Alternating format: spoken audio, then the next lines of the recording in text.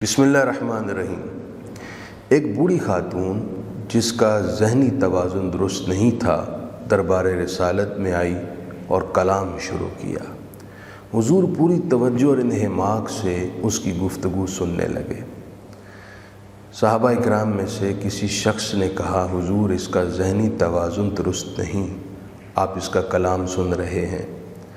حضور علیہ السلام نے یہ بات سنی تو آپ کے چہرے کا رنگ متغیر ہوا اور آپ نے اس بات کو پسند نہیں کیا۔ آپ نے فرمایا، اگرچہ اس کا ذہنی توازن درست نہیں، انسان تو ہے، اس کی خواہشات اور تمنائیں بھی ہیں۔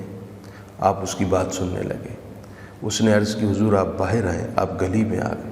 ساتھ چلتے ہوئے باتیں کرنے لگی۔ ایک نکر پر کھڑی ہوئی، کہا جی یہاں بیٹھ جائیں۔ حضور اس کے ساتھ زمین پر بیٹھ گئے، اس کی پوری بات سنی، اس کی حاجت پوری کی۔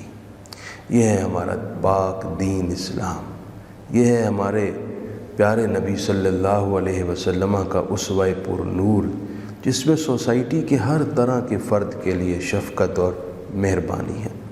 ایک صاحب تھے جن کی نظر ویک تھی اور ان کا ذہنی توازن کوئی اتنا درست نہیں تھا، وہ اپنی خرید و فروخت اور تجارت میں کبھی کبھی دھوکہ کھا جاتے۔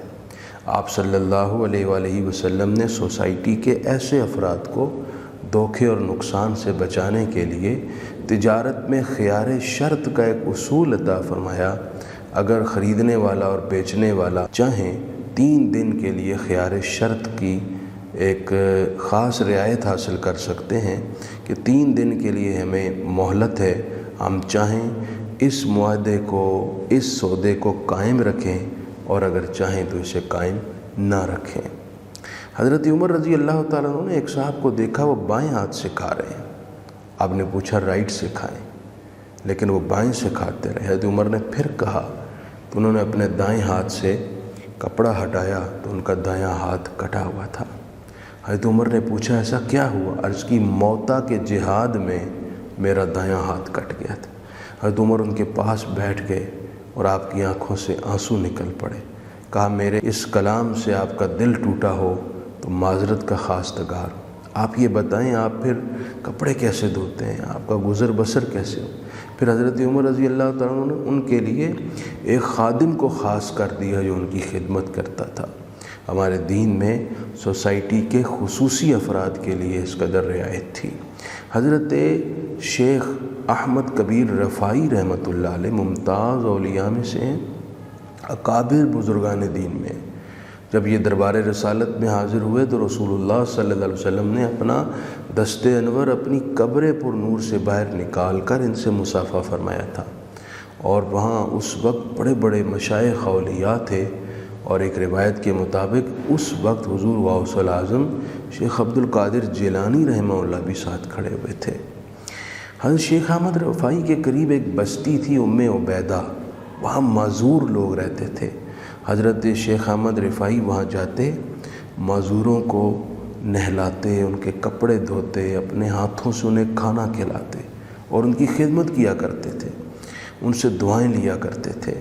ایک مرتبہ حضرت شیخ احمد کبیر رفاعی فرمانے لگے کہ ان معذوروں کی دعاؤں سے اللہ نے مجھے اپنا قرب بخشا ہے۔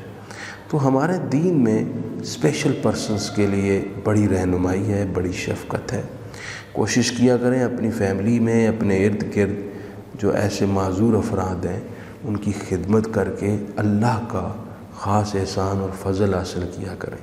الحمدللہ ہمارے پاکستان میں بہت سارے ادارے ایسی خدمات انجام دے رہے ہیں۔ الحمدللہ ہم نے بھی آغوش زینب کے تھرو ایسا ادارہ قائم کرنے کے لیے ایک بنیاد رکھ دی ہے، جس میں وہ بچے جن کا ذہنی توازن درست نہیں، ان کی خاص تعلیم و تربیت اور نگہداشت کا اہتمام ہوگا۔ انشاءاللہ العزیز آپ دعا فرمائیے گا جلد یہ پروجیکٹ مکمل ہو اور ہم خدمات انجام دے سکیں۔ والسلام ورحمۃ اللہ وبرکاتہ۔